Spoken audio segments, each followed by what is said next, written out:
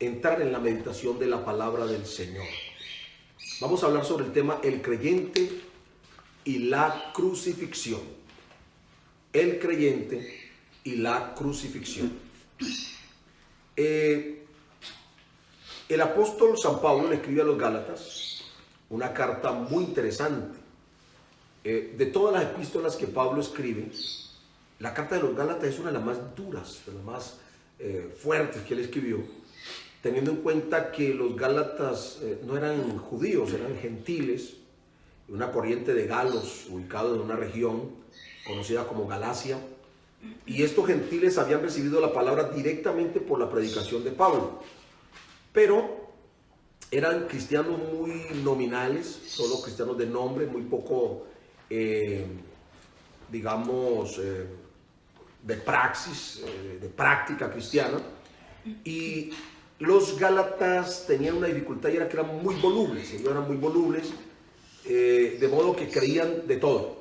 Le creyeron a Pablo, luego le creyeron a los judaizantes, le estaban creyendo a ciertas corrientes gnósticas, en fin, eran unos creyentes muy indisciplinados. Y Pablo tiene que escribir esta carta. De hecho, los expertos dicen que es la única carta, y de verdad uno se pone a mirar, es la única carta por la que Pablo no da gracias por sus destinatarios.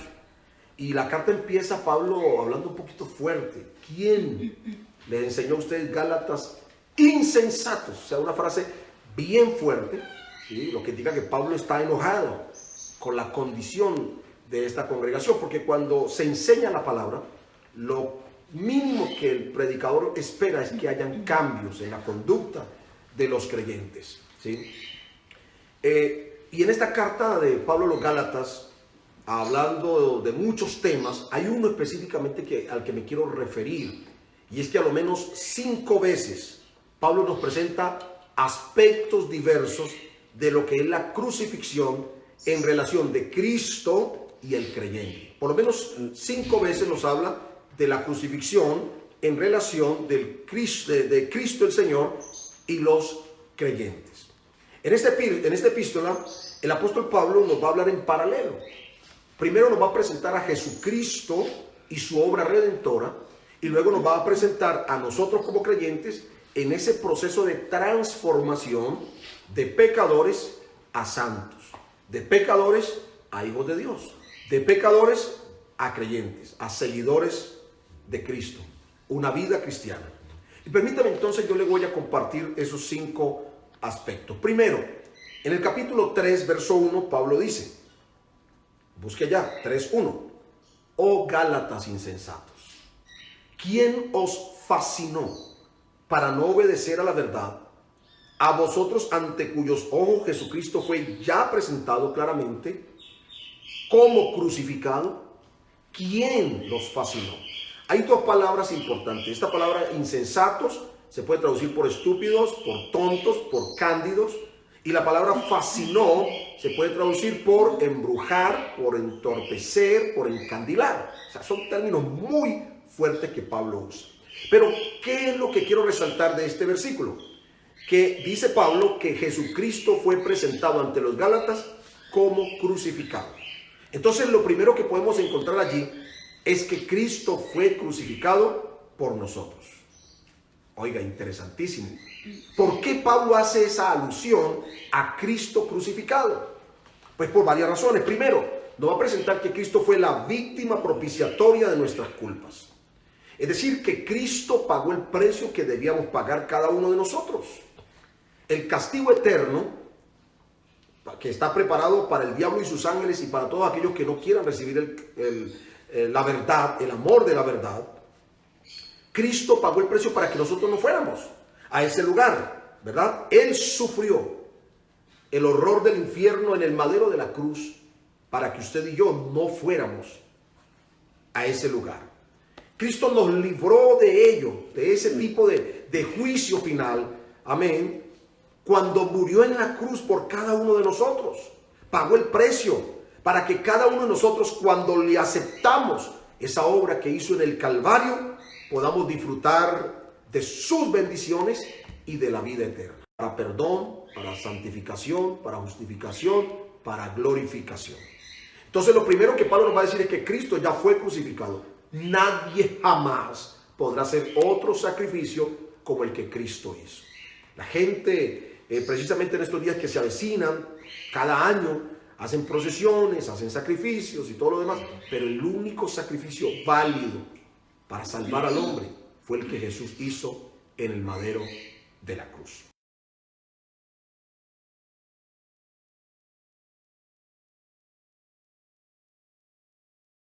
El versículo 20. Con Cristo estoy juntamente crucificado, y ya no vivo yo, mas vive Cristo en mí. Y lo que ahora vivo en la carne, lo vivo en la fe del Hijo de Dios, el cual me amó y se entregó a sí mismo por mí. Oiga, en esta segunda parte, Pablo nos va a decir que si Cristo fue crucificado, obviamente para efectos de la salvación, de la redención, ahora entonces nosotros, yo, cada uno de nosotros, también hemos sido crucificados en Cristo. Imagínate, crucificados en Cristo. Esto quiere decir que por la fe participamos del sacrificio del Señor en la cruz, porque si Él llevó en el madero todos nuestros delitos y transgresiones, entonces ahora yo estoy también crucificado con Él en libertad. Eso es raro. ¿Crucificados y en libertad? Claro que sí. En libertad porque Cristo nos hizo libres. Tenemos total libertad para adorar, para exaltar, para glorificar. Pero también crucificados en Cristo. Es decir, que en Él estamos amarrados porque ya no podemos servir al pecado. Un creyente que todavía le sirva al pecado, que todavía vive en pecado, no ha sido crucificado con Cristo. El que ha sido crucificado con Cristo, aunque tenga la inclinación a pecar, aunque tenga todo el mundo a sus pies para pecar, él procurará no hacerlo, porque sabe que está crucificado con Cristo, está unido a Cristo, identificado con el Señor Jesucristo. De modo que lo primero es que Cristo fue crucificado por nosotros y por lo tanto somos salvos. Lo segundo es que yo estoy crucificado con Cristo y por lo tanto no puedo servir al pecado. No puedo servir al pecado. Por eso, como muchas veces he dicho, nosotros no somos pecadores ordinariamente hablando. Somos hijos de Dios ahora. Porque el pecador es el que vive, el que practica el pecado. Pero se supone que el creyente no practica el pecado, aunque muchas veces peque. Eso es distinto. Número 3, capítulo 5 y el versículo 24. Vamos a leerlo. Abra su Biblia. Capítulo 5 y el versículo 24. Pero los que son de Cristo han crucificado la carne con sus pasiones y deseos. Oiga este pasaje. 5 veces Pablo nos va a hablar de la crucifixión en Gálatas. El primero ya lo vimos. Cristo fue crucificado por nuestros pecados. Es decir, que por la obra de Cristo, usted y yo hoy, aquí, en este mismo momento, somos salvos. Si Él viniera ahora, mientras usted viva de acuerdo al sacrificio de Cristo, usted es salvo, usted se va con el Señor. Pero también hay un elemento adicional, que fue el segundo punto que dijimos. En Cristo estamos crucificados, o con Cristo estamos crucificados. ¿Qué significa eso? Nuestra voluntad, nuestro ser, nuestro carácter está ubicado solo en Jesús. Por lo tanto, tenemos libertad, pero a la vez no la tenemos. Tenemos libertad para estar en Cristo, para hacer todo lo que conviene a santos, pero no para hacer el pecado porque estamos crucificados. Pero en esta tercera cláusula que Pablo nos habla, dice, los que son de Cristo han crucificado la carne con sus pasiones y deseos. ¿Qué quiere decir Pablo en esta ocasión? Que los que estamos en Cristo hemos muerto con Cristo. Ya no vivimos para el pecado. Ya no vivimos para servir a la carne. Entendiendo la carne como el mecanismo que utiliza el pecado para llevar al hombre a la muerte. Porque la Biblia dice que el ocuparse de la muerte, ocuparse de la carne es muerte. Entonces la carne es el instrumento que utiliza el pecado para llevar al hombre al pecado precisamente y de ello a la muerte. Y ya todos sabemos cuáles son las obras. El pecado utiliza la carne como instrumento, no entendiendo la carne como el cuerpo. Porque a veces la gente malinterpreta y piensa que cuando la Biblia habla de la carne pecaminosa se está refiriendo al cuerpo. No, Señor. El cuerpo en Cristo es templo del Espíritu Santo. Entonces la carne es simplemente un instrumento espiritual que utiliza el pecado para hacer que los seres humanos caigamos en diversos pecados que Dios condena. Por ejemplo, la necesidad de comer no es pecado, es una necesidad fisiológica. Pero cuando comemos de gula, ya eso es una obra de la carne. Es decir, una acción pecaminosa porque está atentando contra la salud del cuerpo. Las pulsiones sexuales son naturales. Todo ser humano desde el momento de su concepción ya es sexuado. Crecemos, desarrollamos, en la adolescencia las pulsiones se hacen mucho más fuertes y desde que nacemos hasta que morimos somos seres sexuados con pulsiones sexuales. Eso no es pecado, pero el adulterio sí es pecado. Es decir, cuando yo utilizo mi necesidad natural para hacer el pecado. El adulterio y la fornicación sí son obras pecaminosas, pero la sexualidad no. Tener sexo con su pareja dentro del marco del matrimonio no es pecado. Entonces, para que vamos entendiendo qué es la carne. Entonces, Pablo nos va a decir a nosotros que hemos crucificado la carne. Solo la hemos crucificado los que estamos en Cristo. Es decir, que ese instrumento del pecado en nosotros tiene que haber muerto. Porque todo ser humano sin Cristo se convirtió en esclavo del pecado y por lo tanto la carne, ese instrumento espiritual, es la que lo lleva, lo trae porque se volvió esclavo del pecado. Pero los hijos de Dios han muerto en Cristo. Ya no podemos vivir para servir a la carne, sino para servir al Espíritu, para servir a Dios. Eso indica que ahora nosotros somos nuevas criaturas y como nuevas criaturas tenemos una nueva vida en Cristo. De hecho, la Biblia dice que ahora somos participantes de la naturaleza divina. Dios nos ha hecho participantes de su propia naturaleza para que podamos tener fuerzas y no caer en las obras de la carne. Ahora, Pablo va a explicar un poquito mejor esto en Romanos capítulo 6, versículos 1 al 4. Por favor, abra ahí su Biblia y lea conmigo. Carta a los Romanos capítulo 6, versículos 1 al 4. ¿Qué pues diremos? ¿Perseveraremos en el pecado para que la gracia abunde? En ninguna manera. Porque los que hemos muerto al pecado, ahí está. ¿Cómo viviremos aún en él? ¿O no sabéis que todos los que hemos sido bautizados en Cristo Jesús, hemos sido bautizados en su muerte? Porque somos sepultados juntamente con él para muerte por el bautismo, a fin de que como Cristo resucitó de los muertos por la gloria del Padre, así también nosotros andemos en vida nueva. Noten ustedes este juego de palabras que utiliza Pablo. Los que hemos muerto al pecado. ¿Cómo viviremos aún en él? ¿Cuándo morimos nosotros al pecado? Hay dos elementos ahí. El primero es el arrepentimiento. El arrepentimiento es el cambio de mentalidad, es el cambio de pensamiento. Es decir, la forma como yo pensaba cuando vivía en el pecado cambia dramáticamente mediante el arrepentimiento. El arrepentimiento es el dolor, el reconocimiento de saber que el camino que yo llevo no era el correcto.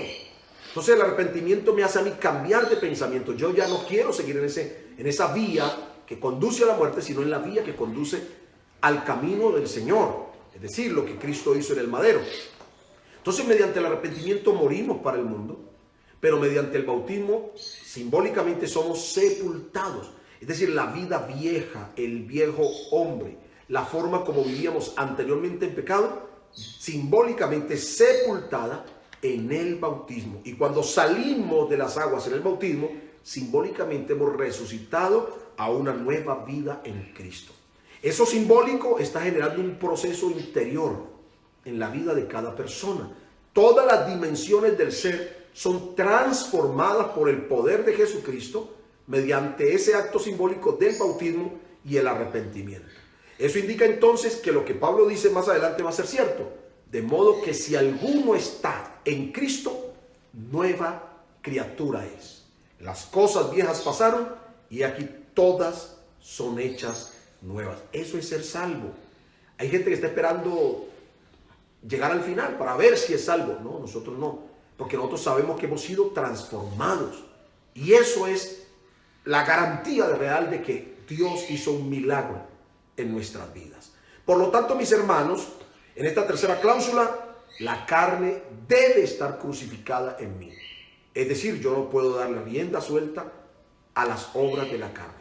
Vamos a recordar rápidamente cuáles son las obras de la carne. Eso está en Gálatas capítulo 5. Quiero que de pronto tengamos un momentico para que recordemos, ¿no?, cuáles son esas obras de la carne. El capítulo 5 y el versículo 19 dice: y manifiestas son las obras de la carne, las cosas a las que no podemos darle rienda: adulterio, fornicación, inmundicia, lascivia, idolatría, hechicerías, enemistades, pleitos, celos, iras, contiendas, disensiones, herejías, envidias, homicidios, borracheras, orgías y cosas semejantes a esas. Esas son las obras de la carne. Es decir, la carne, repito, es un instrumento del pecado, es una cosa espiritual. Hay algunos que piensan que la carne, repito, es la naturaleza humana, que es la naturaleza pecaminosa que tiene todo ser humano. No es verdad. La carne es un instrumento del pecado, es un término espiritual que utiliza Pablo para poder que entendamos eso que a veces puede ser difícil de entender. Y la carne, ese instrumento espiritual, obviamente tiene una serie de obras que son las que se manifiestan en la vida de la persona cuando permite que el pecado reine en su cuerpo mortal. Bueno, más adelante quizá explicaríamos un poco más sobre este asunto. De modo que los hijos de Dios no debemos ni podemos darle rienda suelta a las obras de la carne, porque ahora somos hijos de Dios y tenemos la carne crucificada. Vamos con el número 4. Y esto se encuentra en el capítulo 6 y el versículo 14. Por favor, ahora allí, capítulo 6 y el versículo 14 nos va a decir lo siguiente: pero lejos esté de mí gloriarme, sino en la cruz de nuestro Señor Jesucristo, por quien el mundo me es crucificado a mí y yo al mundo. Oye, Pablo tenía muchas cosas en la cabeza. El Espíritu Santo le dio demasiado. Primero nos dice que el que fue crucificado para efectos de la salvación fue Jesús. Perfecto. Luego nos va a decir el mismo Pablo que nosotros estamos crucificados en Cristo. Es decir, mi voluntad, todo yo, estoy supeditado a la obra de Jesús. Decidí estar en Cristo. Número 3, nos va a decir que la carne como instrumento del pecado está crucificada en mí. Por lo tanto, mi cuerpo ni mis miembros son instrumentos para el pecado. No deben ser instrumentos para el pecado. Pero ahora nos va a decir que el mundo está crucificado en nosotros. Nosotros ya no pertenecemos al mundo. Esa palabrita sonaba duro, o incluso todavía suena duro cuando los hermanos, cuando una persona recién se entrega al Señor. Y claro, no sabemos manejar muy bien a veces los términos, pero se lo decimos a nuestros familiares: es que nosotros ya no somos del mundo. Claro, no nos comprenden en un lenguaje espiritual. Y eso sonaba duro cuando yo me entregué al Señor, que a veces tenía alguna dificultad con mi mamá. Yo le decía: mamá, es que yo ya no soy del mundo. Y eso obviamente ofendía mucho a mi mamá, porque ella no podía comprender este lenguaje. Y yo tampoco tenía la capacidad de explicarse. Bueno, ahora lo podemos explicar. Cuando decimos que ya no pertenecemos al mundo, indica que aunque estamos en el mundo, nosotros no practicamos o vivimos conforme a las costumbres del mundo. Hablo de las costumbres pecaminosas, porque hay costumbres sociales que están enmarcados en los principios de la ética y la moral. Está bien, pero hay principios o hay costumbres pecaminosas.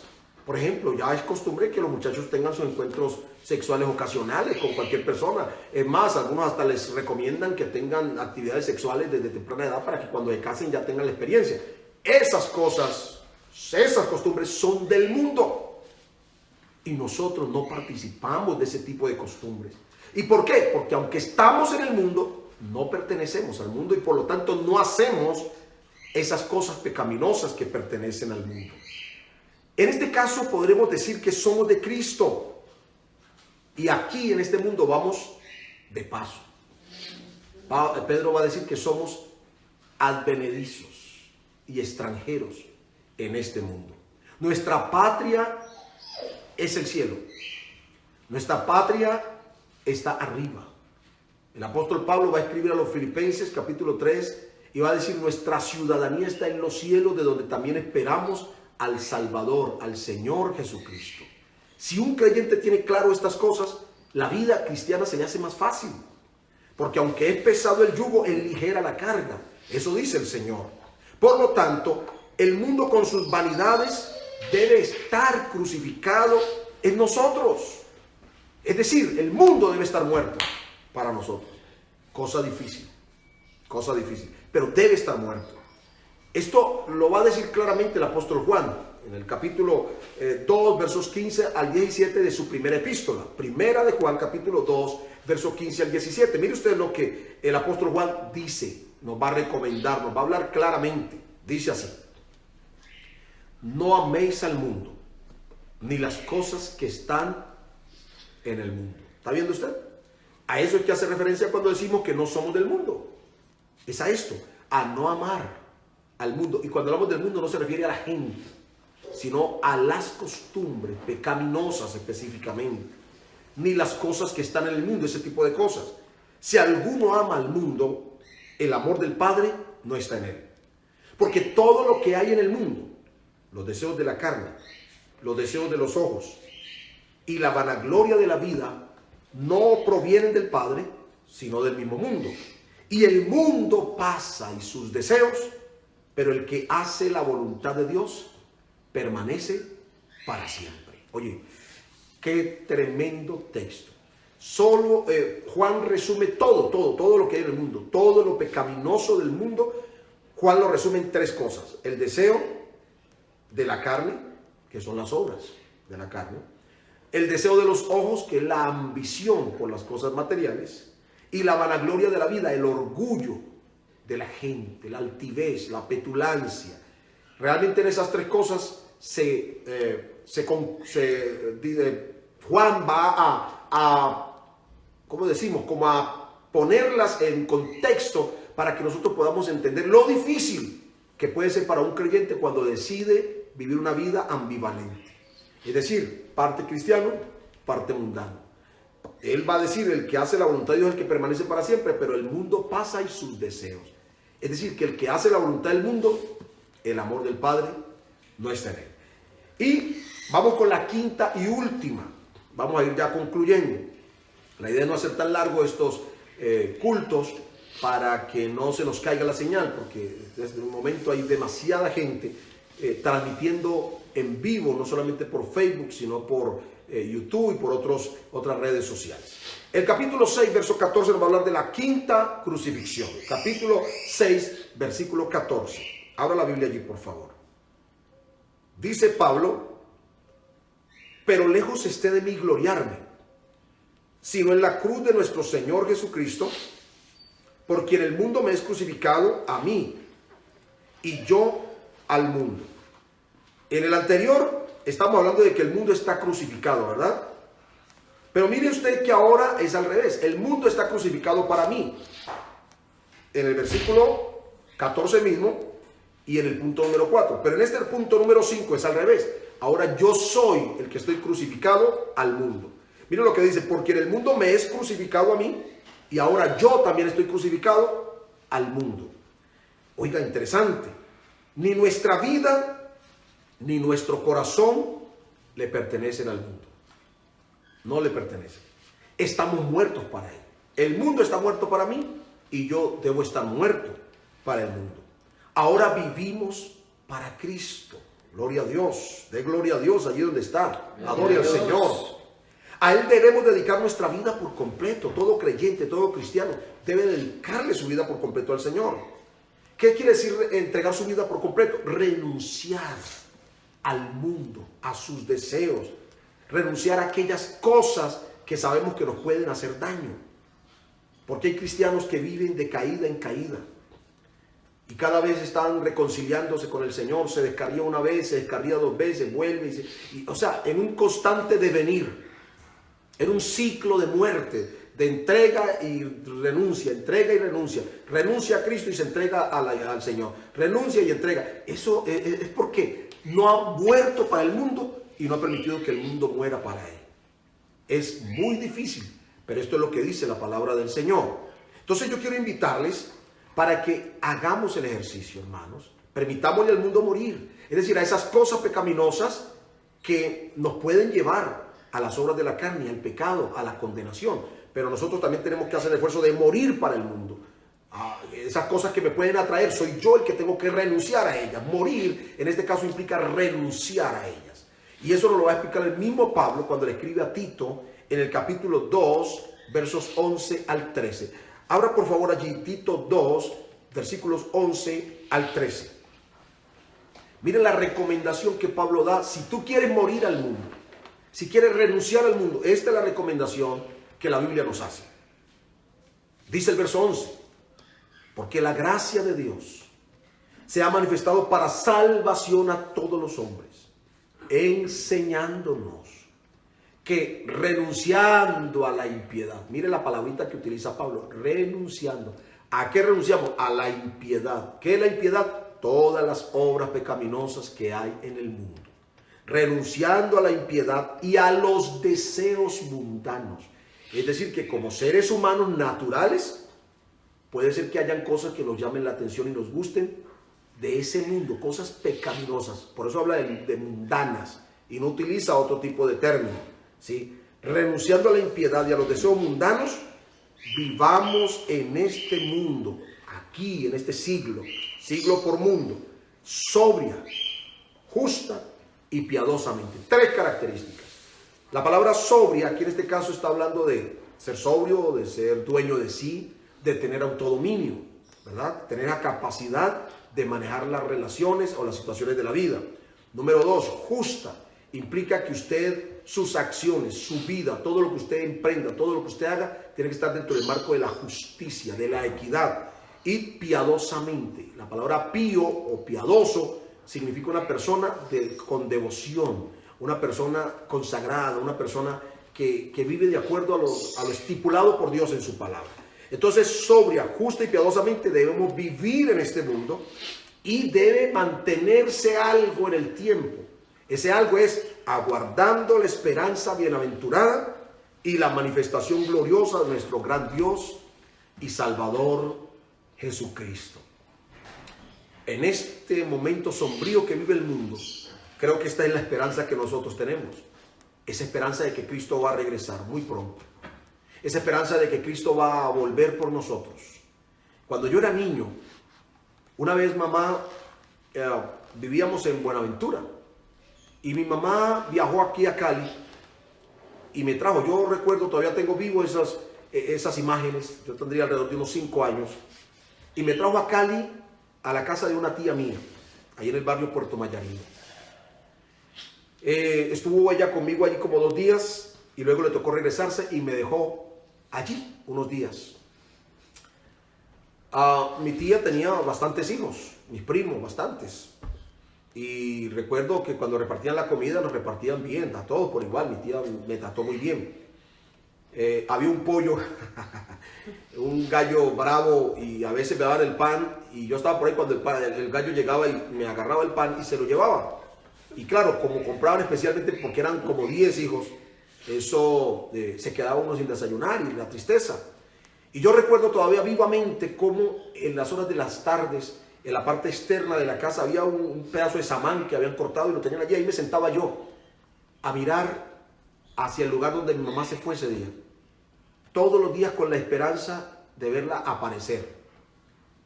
Oiga, yo no sé cómo explicar eso que vivía yo. Yo recuerdo tanto eso, lo tengo aquí presente. Y entonces yo siempre salía y me sentaba triste, a pesar de tener tantos niños, mis primos con quienes jugaba, pero esas tardes, cuando iba llegando la noche, yo salía y miraba a ver en qué momento aparecía mamá. Y no apareció durante muchos días. Un día que yo estaba entretenido por allá, cuando oí la voz de mi vieja que llegó, yo sentí que nací de nuevo. Eso fue espectacular y no me quería soltar de mamá. Yo la rodeaba, la besaba, la abrazaba porque tenía miedo de que me volviera a dejar solo. Eso que viví de niño es lo que nosotros a veces vivimos. Y ojalá la viviéramos así. Hagamos todas nuestras actividades, vivamos lo que tenemos que vivir, pero por favor, siempre mirando en qué momento aparecerá papá, en qué momento nuestro Padre Celestial, ese que prometió un día volver por nosotros, el que dijo no os dejaré huérfanos, vendré a vosotros, ese que dijo que un día regresará sin relación con el pecado aquel de quien los ángeles en el capítulo 1, verso 11 de Hechos dijeron, ese mismo Jesús que se fue, así mismo vendrá. Aleluya, como le habéis visto ir al cielo. Hermanos, por favor, no perdamos la esperanza. Yo decía en estos días que hay muchos mensajes que van y vienen en las redes y muy pocos mensajes de los pastores que hablen sobre la venida del Señor. Hermanos, vivamos siempre pensando y esperando la venida de nuestro Señor. Permítame, yo le repito el texto bíblico para terminar.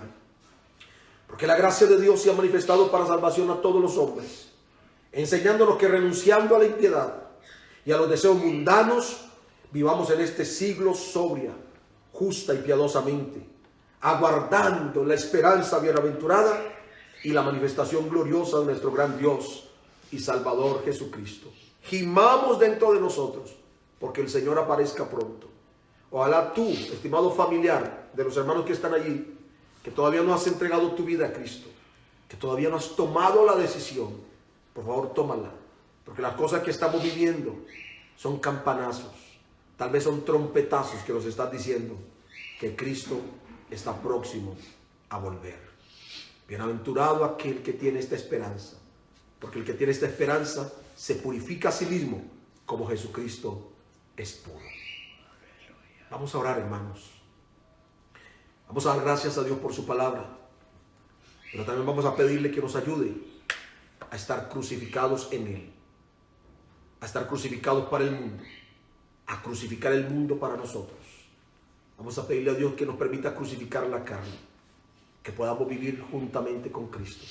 Y como dijo Pablo, si algo lo vivimos ahora en nuestro cuerpo, ahí carne es sinónimo de cuerpo, lo vivamos en la fe del Hijo de Dios, el cual me amó y se entregó a sí mismo por mí. Cierre sus ojos allí, por favor, y oremos todos. Señor Jesús, te damos gracias por la palabra que nos has regalado esta mañana. Señor, gracias, porque yo sé que en ti hay esperanza y fortaleza, porque sé que viviremos, Señor, de acuerdo a lo que tu palabra nos enseña, renunciando a la impiedad y a los deseos mundanos. Yo te pido por los jóvenes, por los adolescentes, ayúdales a crucificar la carne. Señor, ese instrumento del pecado que a veces trata de apoderarse de la vida de muchos jóvenes. El apóstol Juan escribe, os escribo a vosotros jóvenes porque sois fuertes y haber vencido al maligno. Señor, yo sé que hay muchos jóvenes que te han conocido y tienen la capacidad por el Espíritu Santo de vencer al maligno, de vencer al pecado, de vencer la carne. Pero te pido que les fortalezcas, que les ayudes. Señor, cada familia esta mañana integrada allí, detrás de sus celulares o algunos en los televisores, te pido que los bendigas, que los guardes. Cada pareja, Señor. Mira a nuestros niños que están allí atentos a la enseñanza. Por favor, bendíceles de una manera especial. En el nombre de Jesús de Nazaret.